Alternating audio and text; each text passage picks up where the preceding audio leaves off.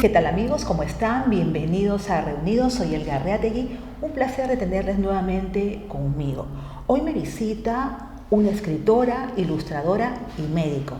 Se trata de Sandra Díaz. Ella en especial escribe para niños, pero se ha caracterizado por tocar temas tabú. Y así lo ha venido haciendo con temas tales como la muerte y el cáncer. Gracias por estar aquí, Sandra. Gracias a ti. La verdad que esta entrevista tuvo que realizarse o tenía que haberse dado hace mucho tiempo. Y fuiste una de las primeras en dar cuenta del COVID, de una enfermedad que no sabíamos nada y cuántas pérdidas ha tenido en su camino. La verdad es que sí. Bueno, Sandra, de niña te gustaba escribir e ilustrar historias y parecía que te ibas a dedicar al arte. Sin embargo, sorprendiste a todos afirmando que estudiarías la carrera de medicina. ¿Qué pasó, Sandra? Pues la verdad es que es algo que solamente he sabido explicar al final, ¿no? O sea, un poco a la vuelta de todo. Sí. Al principio es algo que incluso a mí me sorprendió porque no había nadie en mi familia que se dedicase a la medicina, pero luego con las cosas que me han ido pasando en la vida y que yo siempre creo en esas cosas que las casualidades no existen, pues pienso que tenía que ser médico por una razón en concreto, ¿no? Entonces, no sé, yo me levanté pensando un día que quería ser médico, o sea, de la noche a la mañana sin comerlo ni beber. ¿Fue un impulso o como seguir una ruta, una inspiración? Algo así, o sea, fue como algo que yo sentía que debía hacer, ¿no? A mí me encantaba el arte, entonces es algo que bueno, se fue gestando poquito a poco y bueno, pues la verdad es que con mis padres, que yo siempre lo he comentado todo, soy hija única, entonces pues bueno, ellos me apoyan siempre mucho, se lo comenté y mis padres me dijeron eso, me dijeron, a ver, si tú te gusta mucho la medicina, te gusta mucho el arte, si eres médico siempre podrás ser artista, pero al revés no, ¿no? Entonces pues bueno, pensé, es un poco complicado. Pues exacto, entonces pues pensé que era la mejor opción y la verdad es que no me arrepiento. Pero no abandonaste la ilustración, seguiste diseñando en forma anónima. Sí. ¿Por qué no querías que figurara tu nombre en el trabajo que realizabas?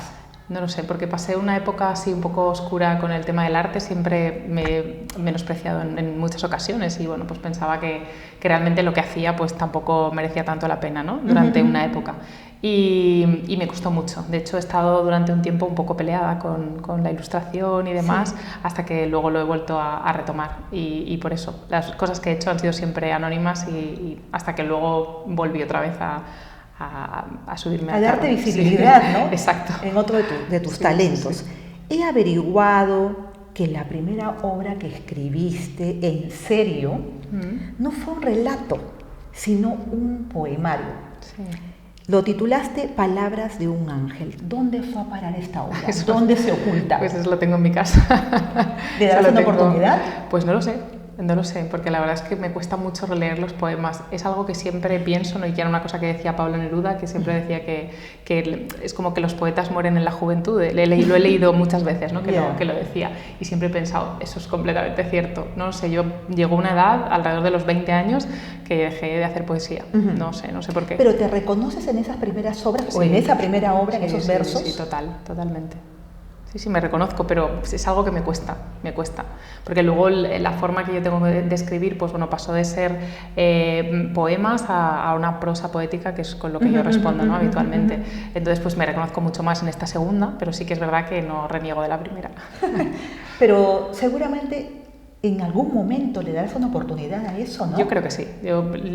Ahí lo tengo aparcado, todavía porque es como que me cuesta mucho leerme en poema, pero sí, es posible. Saliste a la luz pública como escritora hace un corto tiempo, vamos a decirlo, ¿no? Aunque debo decir que tienes muchísimas obras guardadas en el cajón. Publicaste tu primer libro, Nadie dijo de dónde, para contar la historia de una amistad con Laura, quien falleció de cáncer. Ese hecho doloroso cambió totalmente tu vida personal y profesional, Sandra. Sí, cierto es.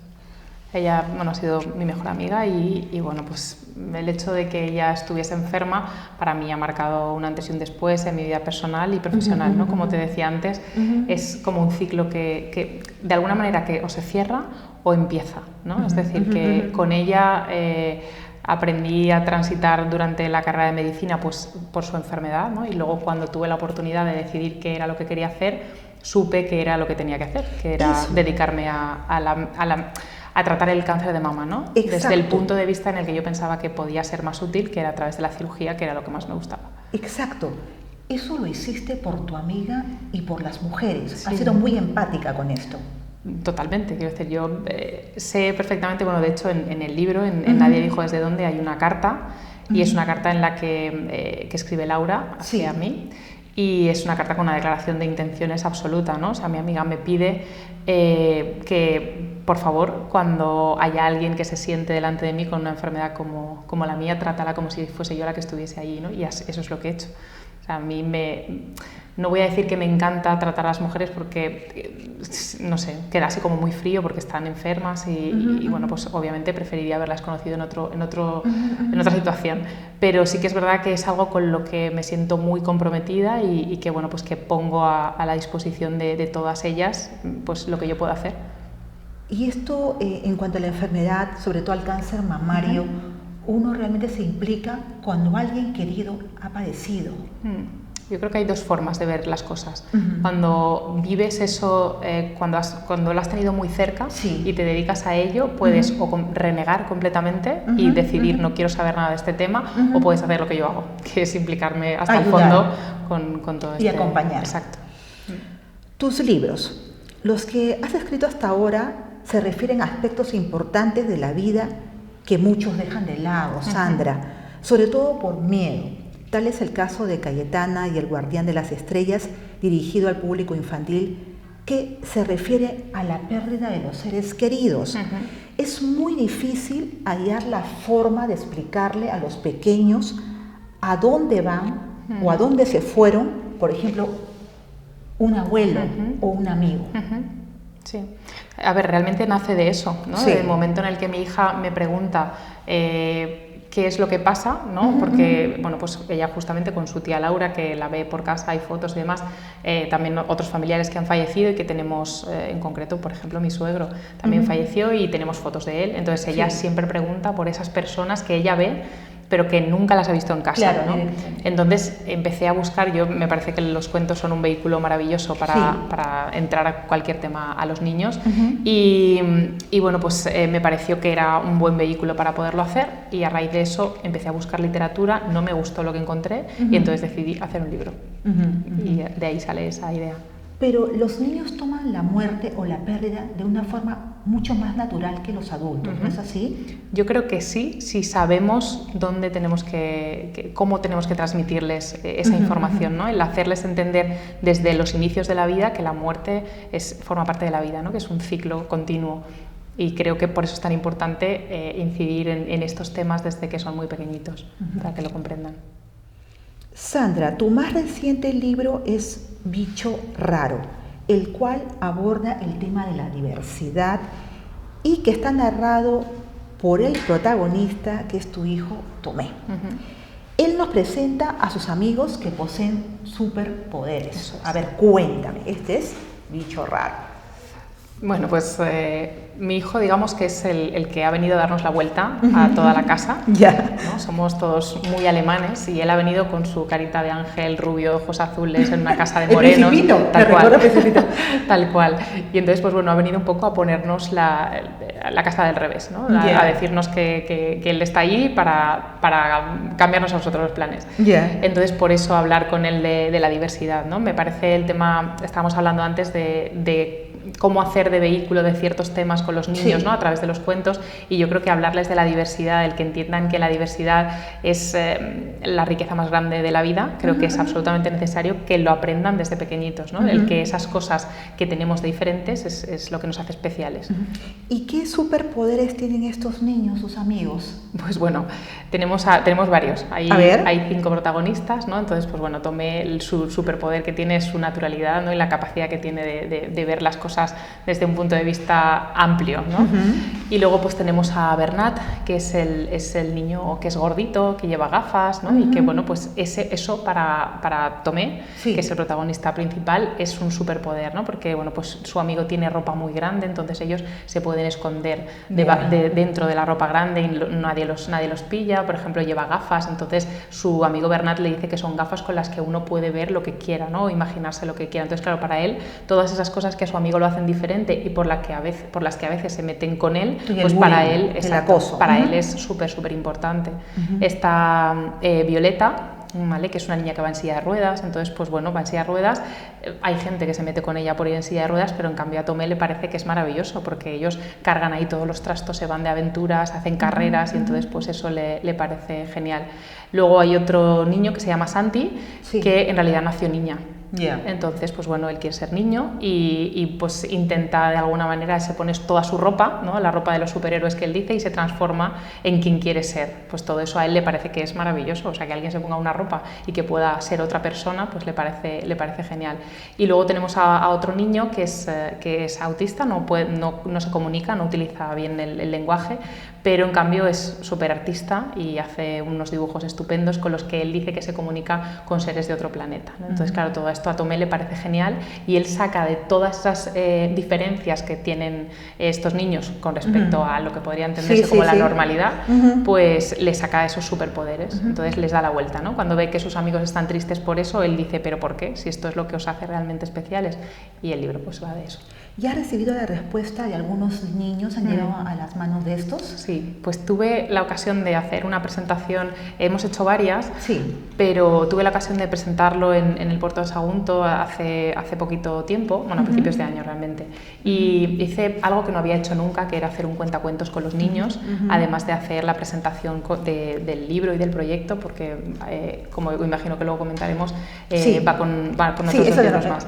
Entonces, hicimos la presentación de esto y además hicimos ese cuentacuentos. Entonces reuní a muchísimos niños hicimos yo les iba parando, les hice marionetas, hicimos como algo como muy dinámico y la verdad es que la respuesta con ellos fue brutal porque todos veían que todas esas cosas eran especiales y lo veían como dentro de la normalidad, ¿no? Todo eso que yo les estaba contando, a ellos les parecía que era lo normal, pues si había un niño que era gordito, pues fenomenal, si llevaba gafas, estupendo, que había un niño que quería ser, pues una niña que quería ser un niño, pues les parecía bien, pues si quiere ser un niño que sea un niño, ¿no? Claro. Cosas así. Tenemos que sembrar la tolerancia, la aceptación, ¿no es cierto? Sí que este libro forma parte de un proyecto que involucra a otras dos escritoras. ¿Cómo se gestó? A ver, cuéntame sobre este proyecto. Pues mira, esto viene siempre de la mano de una persona que trabaja muchísimo, ¿vale? Que se llama Adriana Serlik y que siempre está dándole vueltas a la cabeza y siempre está haciendo proyectos nuevos y tengo la suerte de que cuente conmigo para muchas de las cosas que hace. Entonces, pues bueno, es un proyecto que lo ha patrocinado la Asociación Española contra el Cáncer y que bueno, hace ya varios años que está haciendo un reto solidario y literario sobre, bueno, a finales de año más o menos, entonces suele sacar un libro, en este caso han sido un pack de 3 libros, de 3 cuentos infantiles, en los que todo lo que se recauda va destinado a la Asociación Española contra el Cáncer. Entonces se decidió hacer cuentos para niños y que abarcan todas las edades, bueno, toda la infantil. Entonces tenemos el primero, que sería Don Bufa el Vent, que es de Anabel Llopis, que es un poemario, que además también es un audiolibro, que detrás tiene un QR, que está contado y cantado por la autora, ¿vale? Y es en valenciano. Con música, y es en valenciano, exacto. El único que hay en castellano es Bicho Raro, que es el mío, los otros son en valenciano. Y luego está L'Arbre que volia viatjar, ¿vale? Que es de Maite Sastre y bueno, pues también ella es profesora de niños preadolescentes y es para esa edad. Es un libro que tiene mucho texto y habla sobre la naturaleza y demás. Y estos libros no se venden por separado, vienen en un pack, ¿no es cierto? Exactamente, vienen en un pack, es un pack que cuesta 20 euros y que bueno, pues que se adquieren los 3 libros. Y lo recaudado y todo lo recaudado va a la Asociación Española contra el Cáncer. En teoría es para un proyecto que tienen en el aula de Oncología Pediátrica del Hospital La Fe, de mejoras y demás. Entonces, pues bueno, esperemos ayudarlos con esto. Seguro que sí, todos tenemos que poner el hombro en esto. Estás muy inmersa en el ambiente cultural y literario de Gandía y sé que participas no solo como escritora dando a conocer tus obras, pero también como artista. Ya sumas varias exposiciones en tu haber, Sandra. Cuéntame sobre esto. Bueno, pues se organizan varias exposiciones al año, ¿vale? Generalmente en el Palacio Ducal de los Borja, en Gandía, ¿vale? Gandía es una ciudad que tiene mucho movimiento cultural y bueno, pues he tenido la suerte de que también a través de Adriana Serlik pues han contado conmigo para exponer mis obras, pues yo creo que desde ahora 3 o 4 años que estamos haciendo exposiciones siempre todos los años alrededor de la fecha del 8 de marzo, ¿vale? Lo hemos hecho a través de un festival de arte que se llama Don Art y en el que pues mujeres artistas de todos los ámbitos pues exponemos nuestras obras. ¿Tiene que ver con el tema mujer necesariamente o abarcan otros campos? Solo participamos mujeres, pero puede ser, el tema cada año se suele definir previamente, exacto. Sí. El 8M viviste una experiencia muy especial, Sandra, y conmovedora también, cuando te invitaron a hablar de tus libros a un grupo de reclusas de la cárcel de Picassent. ¿Qué fue lo que más te impresionó de este encuentro, Sandra? La verdad es que es uno de las experiencias más bonitas que he tenido en mi vida, ¿no? Porque es un poco un sitio al que no sabes qué es lo que te vas a enfrentar. Era un sitio que me daba mucho respeto, ir a contar mi historia, es lo que les dije a ellas, ¿no? Y antes de ir, de lo que me habían advertido era de, bueno, pues es gente que a lo mejor puede tener un poco de falta de atención, ¿no? Porque pues tienen un montón de cosas y pues ellas muchas veces no se centran y demás, entonces pues hay que captar la atención. Entonces cuando llegué, lo primero que les dije es que les tenía mucho respeto, que yo había hecho muchas cosas, había hecho muchas exposiciones, pero en cambio me había puesto nerviosa los días antes de saber que tenía que ir a hablar con ellas y que me pasaba eso porque, no sé, me daba miedo quedarme muy pequeñita al lado de las historias tan grandes que seguramente tendrían ellas, ¿no? Entonces creo que el que yo les diera ese pie pues hizo que todo el mundo se callara y lo único que tenía era ojos mirándome y deseando estar en lo que yo les estaba contando, ¿no? Entonces eso fue algo para mí muy reconfortante, porque realmente no es que les tuviera miedo a ellas, sino tenía miedo a la situación, a ver cómo podía aceptarse mi historia en todo esto. ¿Y las edades de este grupo de mujeres y sus nacionalidades no pudiste saberlo? A ver, había más de 100 personas en el salón de actos y bueno,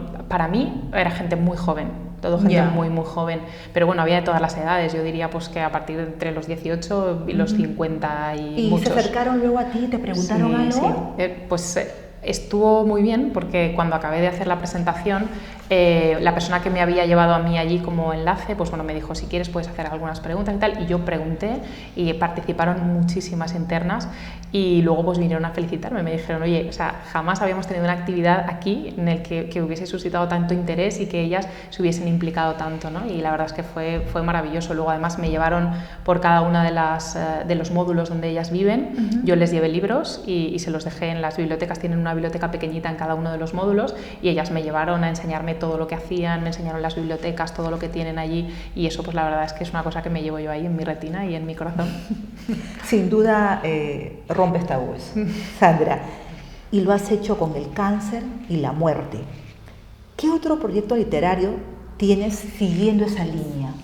Pues el próximo proyecto que tengo relacionado con todo este tema es algo muy especial y es algo que se gestó también durante la pandemia y es mi primera novela, ¿vale? Va a ser una novela gráfica y en el que tengo incluidas a varias de mis pacientes para contar su historia. Entonces, ¿y el tema es? El tema es...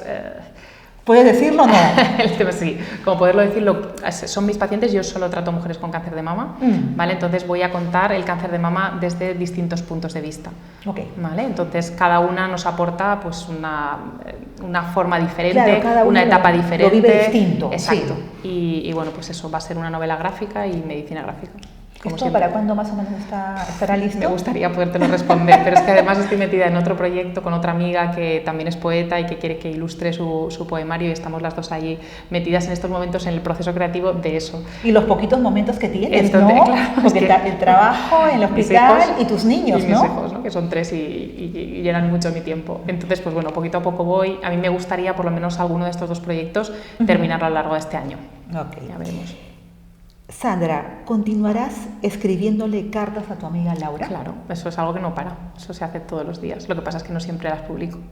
Exacto, publica solamente algunos, ¿no? Que pueden involucrar a otras, que les puede servir a otras personas. Eso es, sí. O días, por ejemplo, pues muy señalados, ¿no? Nosotras cumplimos años el mismo día, que es el 14 de enero, porque nacimos el mismo día, y entonces pues todos los 14 de enero yo siempre publico la carta que escribo, pero yo escribo cartas todos los días, pero eso son las cartas numeradas. Las cartas numeradas empiezan a contar desde cero, desde el día 2 de agosto del 2012, que es cuando ella faltó. Entonces, a partir de ese día, cada día hay una carta, aunque sean 2 líneas, pero hay una carta. Qué amistad, ¿no? Que Sí. ha trascendido la muerte. Sí. Ay. Sandra, ¿cuál es tu superpoder? ¿Qué diría Tomé al respecto? Madre mía, eso es muy difícil. Eso se lo tendríamos que preguntar a Tomé y no sé. Pero a ver, qué te respondería. A lo mejor sospechas cómo te ¿Qué ve. respondería? Pues no lo sé, igual la capacidad que tengo para meterme en tantos jaleos a la vez y salir ilesa, ¿no? Un poco, pero lo he aprendido pues a lo largo del tiempo, a repartirme mi tiempo y a disfrutar de esos pequeñitos momentos que me deja la vida, ¿no? Cuando está rodando todo lo demás alrededor. Quizá ese sea el poder principal, el poder intentar abarcarlo todo. ¿Y qué poder te hubiese gustado tener de poder elegir? Wow, eso es una pregunta muy seria. Pues quizá me hubiese gustado el poder desarrollar todo esto que yo estoy viviendo ahora, ¿no? Toda esta etapa artística, teniendo a mi amiga al lado, ¿no? O sea, el poder haber sido un tándem literario y artístico, ¿no? Porque las dos, en Nadie dijo desde dónde lo cuento, a ella le gustaba mucho el dibujo y a mí me gustaba mucho escribir, ¿no? Entonces siempre soñábamos con que en algún momento eso sería productivo, haríamos algo y trabajaríamos juntas. Entonces ojalá ese hubiese sido un superpoder de las dos, el poder estar juntas el resto de la vida para poder hacer eso. Pero no ha sido así. Pero tal vez en otra vida, ¿no? Sí, porque claro. tú tienes fe, ¿no? Sí, claro que sí. Eso siempre se lo digo. O sea, Nadie dijo desde dónde se llama así por eso, porque hicimos una promesa de que íbamos a hacer algo juntas y bueno, pues una desde arriba y la otra desde abajo, al final hemos conseguido cumplirla. Qué bonito. Sandra, ha sido un gusto tenerte. Igualmente, gracias por transmitir invitarme. mucha paz, mucho optimismo, así que me ha encantado volver a tenerte. Gracias. Y espero que vuelvas. Ojalá, si tú me invitas yo vendré. Y con ustedes, amigos, espero que les haya gustado el personaje y su historia. Soy Elga Reategui, nos vemos muy pronto.